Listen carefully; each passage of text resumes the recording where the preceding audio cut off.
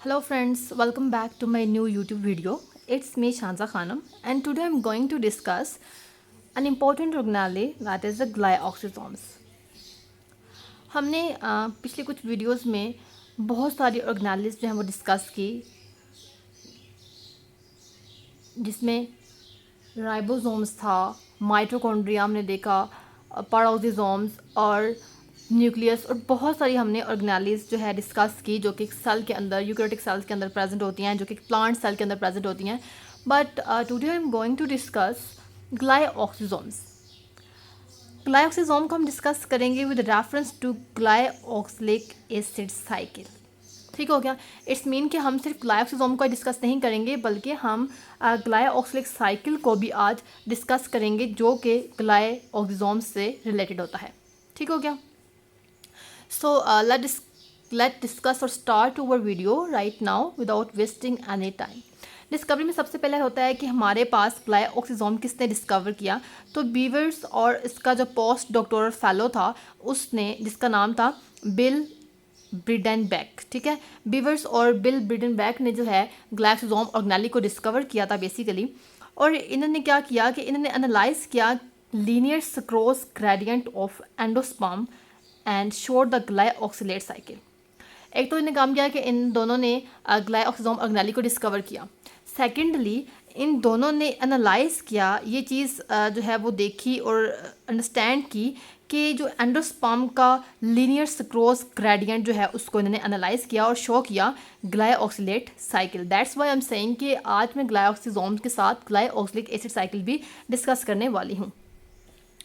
उसके बाद क्या आता है कि इस ऑर्गेनेली के अंदर एक ऐसी ऑर्गेनेली है जिसके अंदर जाहिर सी बात है पेरोक्सिसोम्स जो है उनकी तरह जो है इसमें भी एंजाइम्स प्रेजेंट होते हैं. ठीक है, प्रेजेंट हैं. That was not mitochondria so they called at glyoxysomes. ठीक है.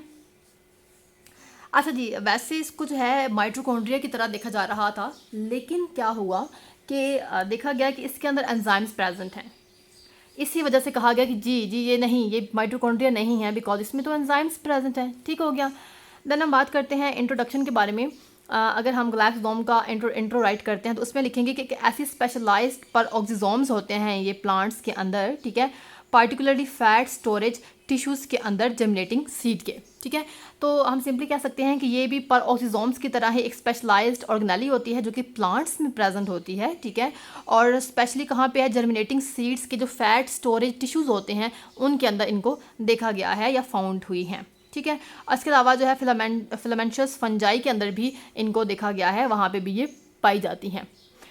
ओके जी. एंजाइम्स, इसके अंदर जो इंपॉर्टेंट एंजाइम प्रेजेंट होते हैं वो हैं ग्लायोक्सिलेट साइकिल के जो इंपॉर्टेंट एंजाइम्स हैं वो भी इसी ऑर्गेनेली के अंदर देखे गए हैं. ठीक है, और ये अगर हम इसको देखते हैं तो ये किस चीज़ के साथ कंटेक्ट में होती है, तो ये लिपिड साइड कोटिलिडन जो होती है, यानी कि या एंडोस्पर्म की अगर हम बात करते हैं तो उसमें लिपिड बॉडीज़ के साथ ये कंटेक्ट के अंदर जो है मिली हुई या फिर और उसके साथ लिंक्ड फॉर्म में प्रेजेंट होती है. ठीक है, जहाँ पे एंडोस्पर्म में जहाँ पे फैटी एसिड्स जो हैं उनको कार्बोहाइड्रेट यानी कि शुगर्स के अंदर कन्वर्ट किया जाता है जर्मिनेशन के ड्यूरिंग. जब सीड जर्मिनेशन होती है तो जिस जगह पर फैटी एसिड्स को कार्बोहाइड्रेट मतलब कि शुगर के अंदर कन्वर्ट किया जाता है वहाँ पर ग्लायोक्सिसोम्स को देखा गया है कि वहाँ पे वो प्रेजेंट होती हैं कोटिलिडन्स के अंदर, एंडोस्पर्म के अंदर with contact to lipid bodies.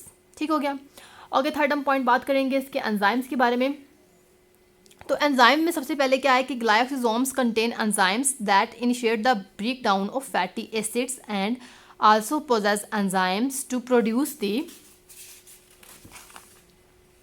Intermediate products for synthesis of sugar by gluconeogenesis. तो सिंपली हम कह सकते हैं कि हमारे पास ये एक ऐसी ऑर्गेनेली है जिसके अंदर एंजाइम्स प्रेजेंट होते हैं ताकि फैटी एसिड जो है उसको भी तोड़ा जा सके. ठीक है, एक तो फैटी एसिड को तोड़ने के लिए, ब्रेक डाउन करने के लिए इसके अंदर एंजाइम्स प्रेजेंट होते हैं.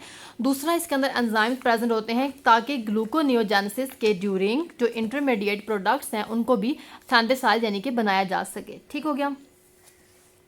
The seedling uses these sugar synthesized from fat until it is mature enough to produce them by photosynthesis. अच्छा जी, जो seedlings होती हैं बेसिकली वो जो है इसको फोटोसिंथेसिस के लिए जो है इसको यूज़ करते रहते हैं, इस शुगर्स को यूज़ करते रहते हैं जो शुगर इसमें बनाई जाती हैं.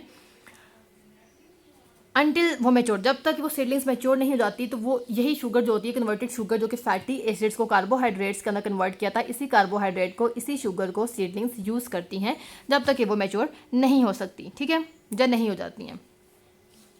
उसके बाद ग्लाइकोसोम्स के अंदर जो है वो ससिनेट जो है वो भी प्रोड्यूस होता है, ठीक है, और उसको सक्रोज के अंदर जो है वो कन्वर्ट कर दिया जाता है साइटोसोल के अंदर, ठीक हो गया। देन हम बात करते हैं कि ग्लाइकोसोम्स की कुछ करैक्टरिस्टिक्स कैसी होती हैं, तो क्या इसके कुछ इंपॉर्टेंट करैक्टर्स हैं, तो इसमें फॉलोइंग इंपॉर्टेंट करैक्टर्स फाउंड होते हैं। एक तो सबसे पहले कि इसकी सिंगल मेम्ब्रेन होती है। अगर आपको यहाँ पे एक डायग्राम नज़र आ रही हो तो आप सिंपली उसको विजुलाइज कर सकते हैं बेटा, कि ग्लाइकोसोम के अंदर एक तो सिंगल मेम्ब्रेन होती है, ठीक है, सिंगल मेम्ब्रेन प्रेजेंट है डायग्राम के अंदर। देन इसके पास हाईली इक्विलिब्रियम डेंसिटी है सक्रोज ग्रेडियंट सेंट्रीफ्यूगेशन में, सक्रोज ग्रेडियंट जो है इसके अंदर हाईली इक्विलिब्रियम डेंसिटी प्रेजेंट होती है। उसके बाद इसका जो मैट्रिक्स होता है वो ग्रैन्युलर होता है। ग्रैन्युलर मीन कि उसके अंदर ग्रैन्यूल्स जो हैं वो प्रेजेंट होते हैं, ठीक हो गया। तो आपको ये डायग्राम यहाँ पे नज़र आ रही होगी जिसके अंदर आपको ग्लाइकोसोम्स ये नज़र आ रहा है, ठीक है। Hydrolyte fatty acid in plant cell के अंदर ग्लाइकोसोम क्या करता है कि ये फैटी एसिड को हाइड्रोलाइज करता है, ठीक हो गया। आपको ये सिंपली यहाँ पे डायग्राम नज़र आ रही है। तो इस तरह से आपको सेल के अंदर जो है ग्लाइकोसोम फाउंड मिलेगा, ठीक है। तो जो मैंने शो किया कि इसके अंदर जो ग्रैन्यूल्स हैं तो वो हम ग्रैन्यूल्स यहाँ पे बनाएंगे, ठीक है। सॉरी बाय मिस्टेक ये बाहर आ गए, तो ये मैं यहाँ बना रही हूँ, ठीक हो गया। तो ये हमारे पास कुछ इंपॉर्टेंट करैक्टर्स थे ग्लाइकोसोम के। देन हम बात करेंगे इसके फंक्शंस के बारे में, ठीक है। फंक्शंस को हम देखेंगे सिंपली, तो वो फंक्शंस जो कि ग्लाइकोसोम परफॉर्म करती है। The first one is important function beta oxidation, the second one is glycolic acid cycle and the third one is gluconeogenesis। तो ये वो तीन इंपॉर्टेंट फंक्शंस हैं जो कि ग्लाइकोसोम ऑर्गेनेली परफॉर्म करती है प्लांट्स के अंदर। तो सबसे पहले डिस्कस करते हैं that what is the beta oxidation. There rise a question कि बीटा ऑक्सीडेशन बेसिकली क्या है।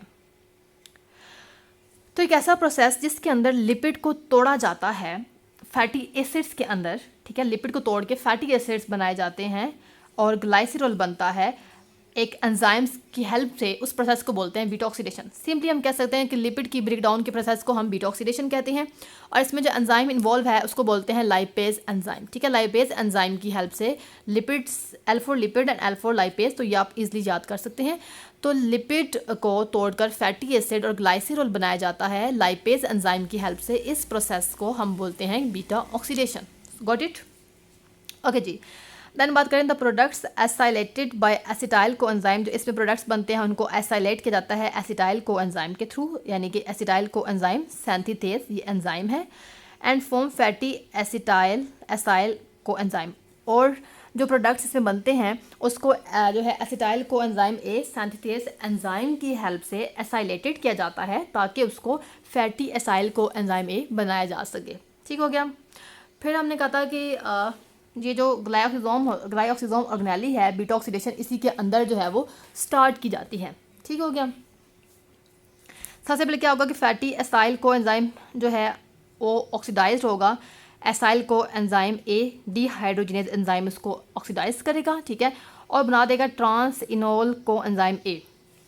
देन क्या होगा कि इस इनोल को एंजाइम ए हाइड्रेटेज के हेल्प से इसकी होगी हाइड्रेशन और बनाया जाएगा हाइड्रोक्सिल एसाइल को एंजाइम ए। हो गया। पहले क्या हुआ कि उसकी ऑक्सीडेशन हुई है, फैटी एसाइल को एंजाइम ए की ऑक्सीडेशन हुई। देन क्या हुआ कि उसकी हाइड्रेशन हुई। देन हाइड्रोक्सी एसाइल को एंजाइम ए जो है वो फिर से ऑक्सीडाइज करेगा बाय हाइड्रोक्सी एसाइल को एंजाइम ए डीहाइड्रोजिनेज और बनाया जाएगा कीटो एसाइल को एंजाइम ए। फाइनली क्या होगा कि एसिटाइल को एंजाइम ए जो है वो बन जाएगा बाय थायोलेज एंजाइम। तो आपने सिंपली देखा पहले ऑक्सीडाइज किया, देन हाइड्रेशन करनी होती है, देन अगेन जो है ऑक्सीडाइज करना होता है। ऑक्सीडाइज करने के बाद जो है सिंपली क्या होगा हमारे पास थायोलेज एंजाइम की हेल्प से एसिटाइल को एंजाइम ए जो है वो फॉर्मेशन हो जाती है, ठीक हो गया मेरे बेटा। देन हम बात करते हैं कि that was all about beta oxidation की बीटा ऑक्सीडेशन क्या होती है। तो अब हम बात करते हैं ग्लाइकोलिक एसिड साइकिल के बारे में। अगर हम बात करते हैं ग्लाइकोलिक एसिड साइकिल की तो I guess it is the lengthy, but चले डिस्कस कर लेते हैं। ग्लाइकोलिक एसिड साइकिल जो है ये अक्कर कहाँ पे होता है तो जर्मिनेटेड फैटी सीड के अंदर। बट आई गेस बेटा कि ये ग्लाइकोलिक एसिड साइकिल जो है एक लेंथी टॉपिक है तो इसको हम अलग से डिस्कस करेंगे अलग वीडियो के अंदर, लेकिन आज हम फंक्शन के अंदर एक हमने बीटा ऑक्सीडेशन डिस्कस कर लिया, एक हम डिस्कस कर लेते हैं role in gluconeogenesis. Fatty acid क्या करती है कि जो लिपिड से बनती है उसको कॉमनली यूज़ किया जाता है as a source of energy. Vertebrates जो हैं उसको सोर्स ऑफ एनर्जी के एज जो है यूज़ करते होते हैं।